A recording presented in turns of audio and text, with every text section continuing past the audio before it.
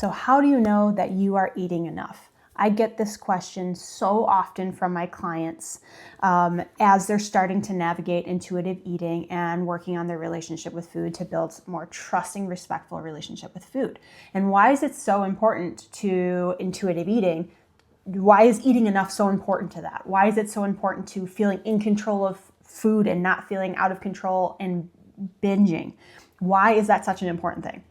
Well, eating enough is going to tell your body that it is safe. It doesn't need to keep reaching and sending these strong cues. It can trust you. And so it's very foundational to be eating enough while you're practicing or going into the practice of becoming more trusting with your body, eating intuitively, letting go of rules.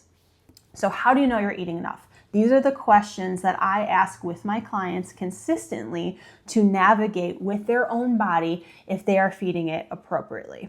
So number one question, is your energy steady? Do you have energy throughout the day?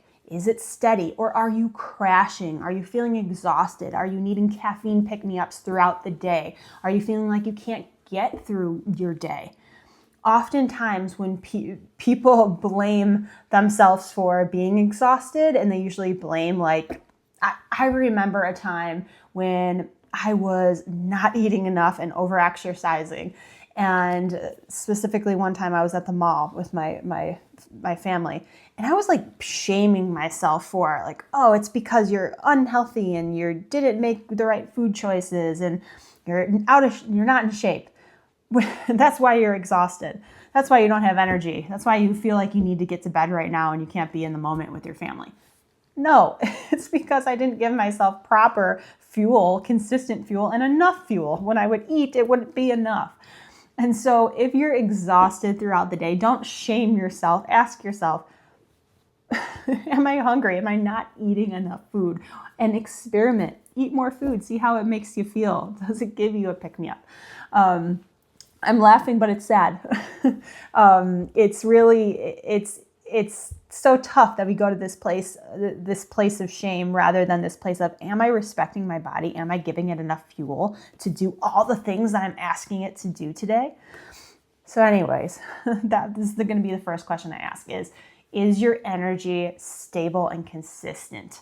You have to be eating both consistently and enough for your body to be able to focus on your day and give you the energy to do all those things, and not be, drained and also always thinking about food. Number 2, does movement drain you? Whether you're walking, you're stretching, you're doing yoga, you're really cranking it out of the gym, lifting weights, doing some HIIT workouts, you shouldn't feel exhausted going into exercise or while exercising. And there's a certain kind of exhaustion you should feel after, one that's good and fueled and nourishing, and one that is like you just depleted your body, which didn't have the energy to do it in the first place. And you shouldn't be recovering for days after exercise, feeling like you can't function throughout your day because you just did a hard exercise. You should, if you're eating enough, your movement is not going to feel drained. You're going to go into exercise feeling, all right, let's do this. You're going to be doing the exercise, of course, feeling tired and like you're exercising your body, but you're not going to feel depleted, like your tank is empty.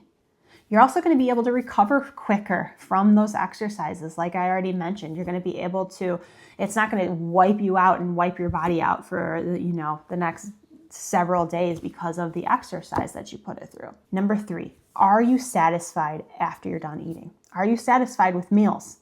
This is an important question to ask because if you're eating enough, you shouldn't still be thinking about food. You should be satiated and satisfied. You shouldn't be completing a meal and then thinking about when your next meal comes in, when you can eat next, when you're allowed to eat next. You should be leaving that meal feeling satisfied and satiated. And those two things, satisfied, meaning I'll start with satiated. Satiated, you no longer have those hunger cues and feel like you're still needing energy. And satisfied, you should feel satisfied with what you just ate. It should have been enjoyable. And that's oftentimes when, sometimes people feel satisfied when they both have a meal that they enjoy or something in that meal that's very enjoyable. And then they're able to have, that sweet afterwards too, that adds to that satisfaction and then completes the satisfaction for that meal. So you should not still be hungry. You shouldn't be looking for other food afterwards. If you are, that means you didn't eat enough. You're not satisfied and you're not satiated. Feeling comfortably full and satiated and satisfied is your body saying, awesome, thank you, I feel good, let's move on. Number 4, your body functions optimally and normally. When you're eating enough, your body is able to do its job and all of the jobs that it has. This means regular digestion. Your digestion is good. You're able to sleep throughout the night without waking up consistently. You have stable moods. You have healthy hormones and healthy libido. You have a steady temperature. You're not always freezing. For those who menstruate, you have a consistent menstruation cycle. And all of your functions are just functioning optimally. What happens when you don't eat enough is your body needs to get those calories from somewhere. And it needs to slow down the calories that it's burning. And so it's going to turn off those things that it doesn't need, right? There's science and research that shows, hey, I'm not getting enough food. I'm going to shut down my reproductive system because I don't need it at the moment because there's no way I'm reproducing because I'm not getting enough food in. It's going to stop sending the warmth to your extremities because just put on gloves. We cannot afford that right now. It's going to slow down your heart rate. It's going to just slow down all your functions or slow down some of them. And I also don't want you saying, hey, those things don't happen to me, so I must be eating enough. No. Pay attention to that. That's that part of you saying, no, I don't need to get uncomfortable and eat more. Yes, you do.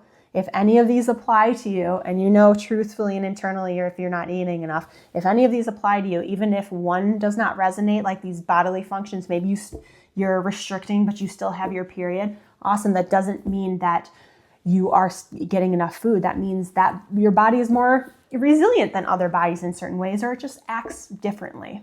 And number 5, and this one's so important, I'd love to talk about it, but number 5 is food always on your mind? If you were eating enough, food would not always be on your mind. But food is on your mind when you're not eating enough because it's your survival mechanism. Your body is saying, feed me, feed me, feed me. I need food. I'm not going to turn off these cues. I'm going to keep having you think and obsess about food because I'm in need of food to properly function. When clients are underfueled, a constant obsession around food happens. You either are constantly hungry, but your hunger cues do turn off, but you're still thinking about food. You're manipulating it. You might be looking at recipes. You might be baking, but not eating the baking that you just made.